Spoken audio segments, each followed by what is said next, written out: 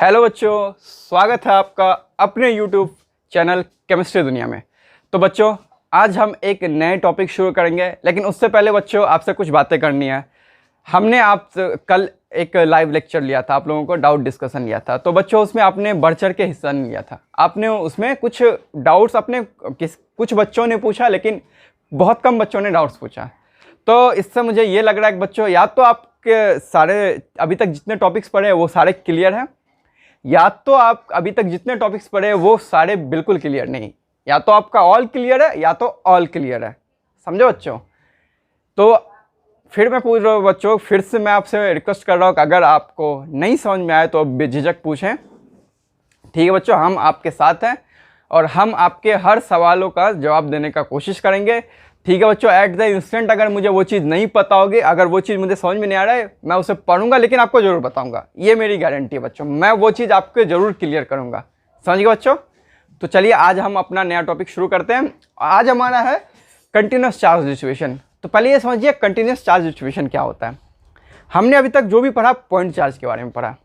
ठीक है बच्चों, हमने अभी तक जितने भी कुछ पढ़ा पॉइंट चार्ज के बारे में पढ़ा, जो भी कुछ पढ़ा पॉइंट चार्ज के बारे में पढ़ा। अब जैसे कि हमारा आ गया, मान लीजिए एक रॉड है, कोई एक पॉइंट है। अब हमको उस पॉइंट पे इलेक्ट्रिक फील्ड निकालना है, तो भाई कैसे निकालेंगे? समझे बच्चों?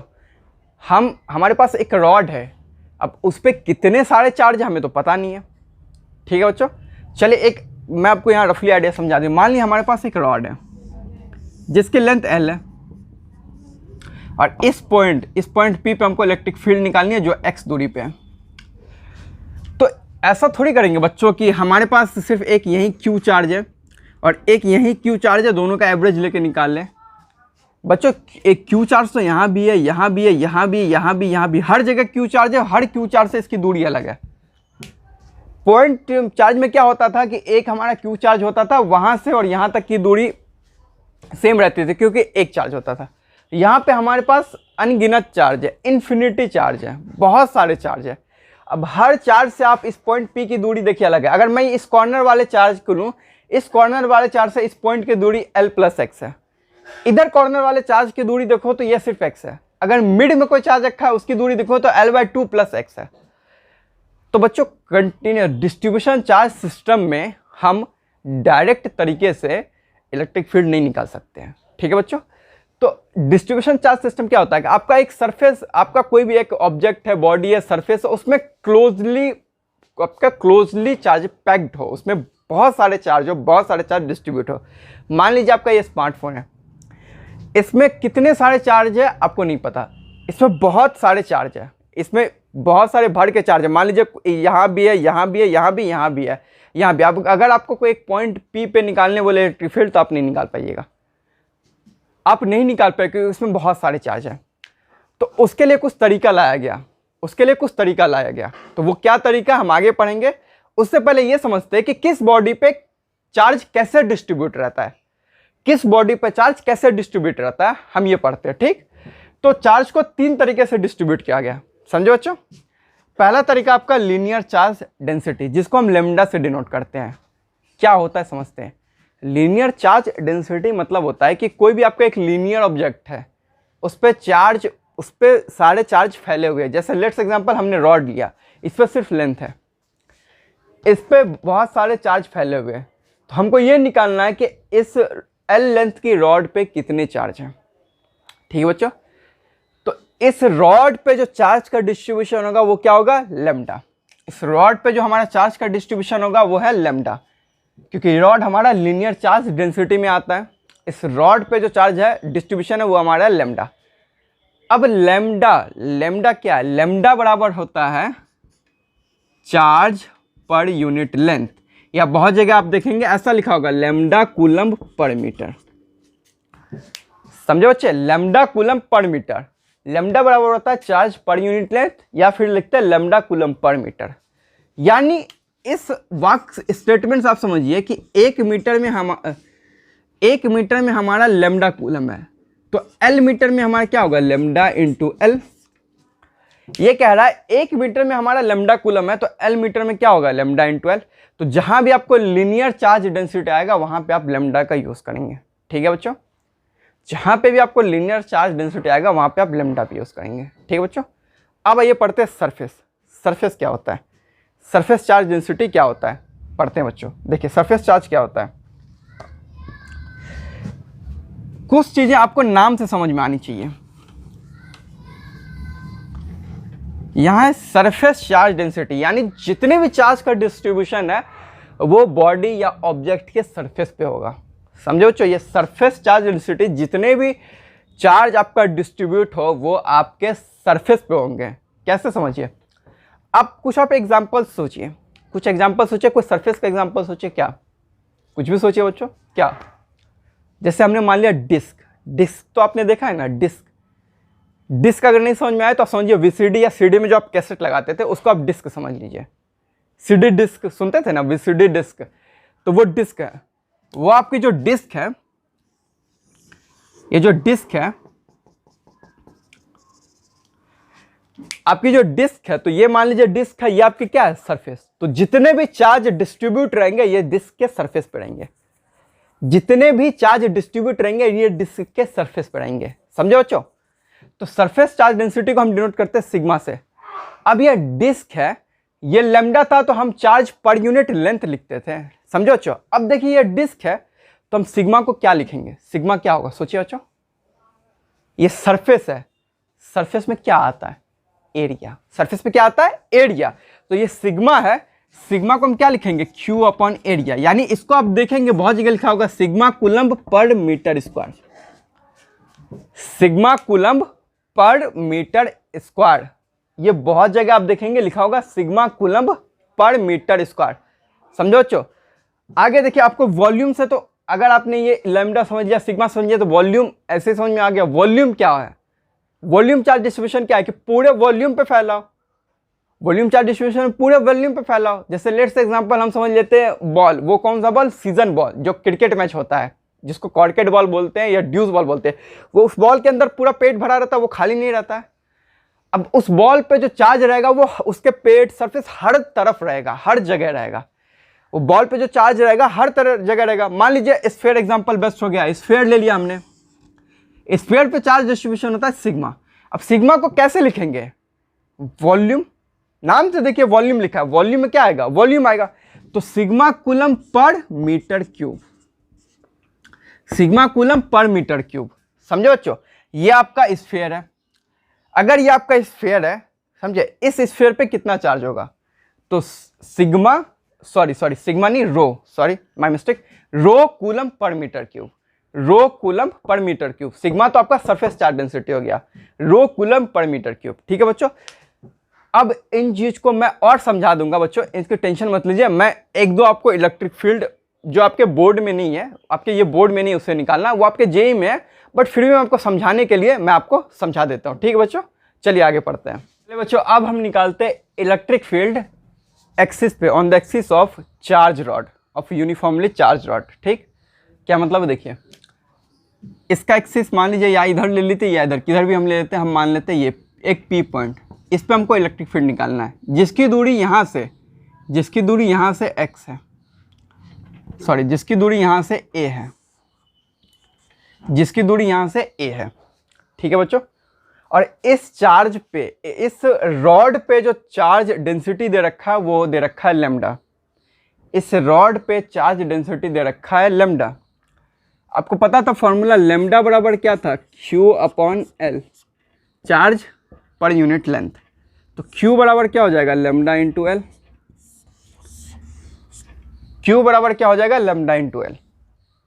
अब बच्चों इसको हम डायरेक्ट सॉल्व क्यों नहीं कर सकते हैं, इसका आप समझिए रीज़न। जैसा कि आपको अभी जस्ट बताया था, यहाँ पे चार्ज है, इसकी दूरी L प्लस A है, यहाँ पे कोई चार्ज है, इसकी दूरी सिर्फ A है। अगर यहाँ पे कोई चार्ज होगा, इसकी दूरी कुछ L A होगा, यहाँ पे चार्ज होगा कुछ L का डिस्टेंस प्लस A, मतलब हर पॉइंट पे जो चार्ज है सबकी दूरी इस पॉइंट से अलग है। ठीक, और हमको पता है इलेक्ट्रिक फील्ड वेक्टर है, हमको पता है इलेक्ट्रिक फील्ड वेक्टर, तो इसको हम डायरेक्ट तो जोड़ नहीं सकते। अगर स्केलर होता तो हम डायरेक्ट जोड़ सकते थे, इलेक्ट्रिक फील्ड वेक्टर इसको हम डायरेक्ट जोड़ नहीं सकते हैं। ठीक है बच्चों, तो उसके लिए हमको क्या करना पड़ेगा, इंटीग्रेट करना पड़ेगा। उसके लिए हमको क्या करना पड़ेगा बच्चों, इंटीग्रेट करना पड़ेगा। चलिए देखिए इंटीग्रेशन कैसे करते हैं आप समझिए। सबसे पहले आप एक छोटा सा लेंथ मान लीजिए। सबसे पहले आप एक छोटा सा लेंथ मान लीजिए और उस छोटे लेंथ पे कितना चार्ज है ये निकाल लीजिए। हम इसे दूसरे पेन से नोटेट कर देते हैं बच्चों। हमने मान लिया एक छोटा सा लेंथ मान लिया हमने, ये छोटा सा लेंथ मान लिया हमने dl, ये छोटा सा लेंथ हमने मान लिया dl, या फिर इसको dx ले लीजिए। हमने छोटा सा लेंथ मान लिया dx, हमने छोटा सा लेंथ मान लिया dx, और इस छोटे लेंथ पे जो हमारा चार्ज है वो हमारा है dq। इस छोटे लेंथ पे जो हमारा चार्ज का डिस्ट्रीब्यूशन है dq, और ये लेंथ इतना छोटा है इसे पॉइंट चार्ज की तरह कंसीडर कर लीजिए। ये लेंथ इतना छोटा है इसे काइंड ऑफ पॉइंट चार्ज की तरह कंसीडर कर लीजिए। और ये देखिए इस dx, इस dq चार्ज की जो दूरी है उस p पॉइंट से उसे हमने मान लिया x। बच्चों इस dq चार्ज की जो दूरी है उसे हमने मान लिया p पॉइंट से x। सबसे पहले हमने क्या माना, एक छोटा सा लेंथ माना। उस छोटे से लेंथ पे हमने क्या मान लिया, एक छोटा सा चार्ज dq मान लिया। अब वो dq kind of point charge की तरह ट्रीट हो रहा है।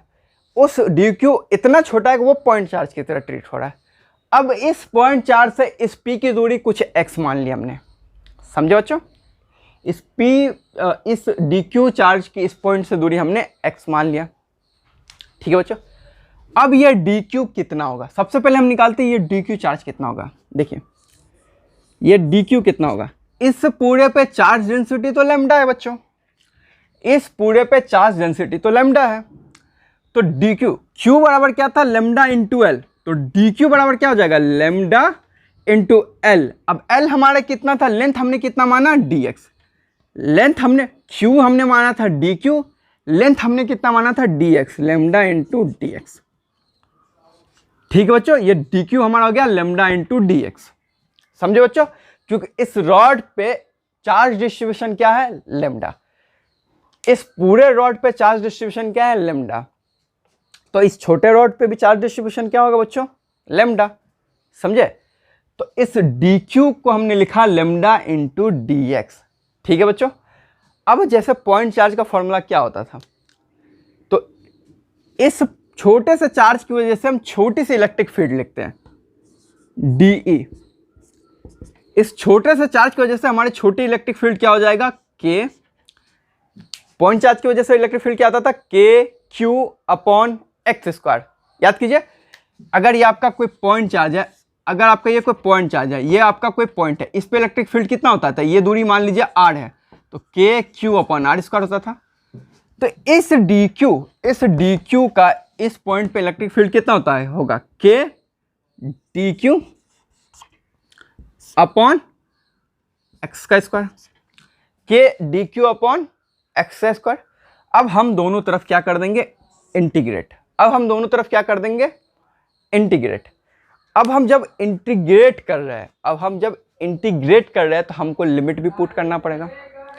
हम जब इंटीग्रेट कर रहे हैं तो हमको क्या पुट करना पड़ेगा, लिमिट पुट करना पड़ेगा बच्चों। तो इसका लिमिट हो जाएगा 0 टू e, और इसका लिमिट देखिए कहां से है, इसका लिमिट देखिए कहां से होगा, इसका लिमिट देखिए, इसका लिमिट देखिए कहां से होगा। तो इसका लिमिट देखिए, इसका लिमिट कहां से होगा, इसका लिमिट देखिए, इसका लिमिट होगा a, इसका लिमिट होगा a से a प्लस एल। ये शुरू कहां हुआ, a से शुरू हुआ, कहां तक गया, a प्लस एल तक गया। लिमिट a से शुरू हो गया और a प्लस एल से गया। बच्चों इसमें लिमिट ही कंफ्यूजन बहुत होता है। देखिए हम इलेक्ट्रिक फील्ड किस पॉइंट पे निकाल रहे हैं, p पॉइंट पे निकाल रहे हैं, तो p की दूरी रॉड से कितनी है, a। p के इस एंड की रॉड से दूरी कितनी है, a, और p की इस एंड से रॉड की दूरी कितनी है, l प्लस a। तो लिमिट हमारा a से शुरू हो रहा है और खत्म कहाँ हो रहा है, a प्लस एल पे। समझे बच्चे, लिमिट हमने कैसे लिया, इस पॉइंट की दूरी a है, एंड पॉइंट की दूरी a प्लस एल है, तो a से शुरू हुआ लिमिट और a प्लस एल तक लिमिट खत्म हो गया। अब बच्चों आपको पता है 1/x स्क्वायर का इंटीग्रेशन क्या होगा, 1/x। अब सबसे पहले बच्चों हाँ एक चीज और, इस dq को हमने क्या लिखा था, लैम्डा इंटू dx, तो इस dq को हम क्या कर देंगे, चेंज कर देंगे। इस डी क्यू को हम लिख देंगे lambda into D x, lambda into D x. ये अब देखिए यहाँ डी एक्स है, यहाँ एक्स है, तो किसके रिस्पेक्ट में इंटीग्रेशन करेंगे, डी एक्स के। तो वेरिएबल क्या हमारा एक्स है, तो ये हमारा इंटीग्रेट हो जाएगा। तो आपको पता है 1/x² का इंटीग्रेशन क्या होगा बच्चों, इंटीग्रेशन का फॉर्मूला क्या आता था, x की power n+1 divided by n+1, ऐसा ही होता था कुछ।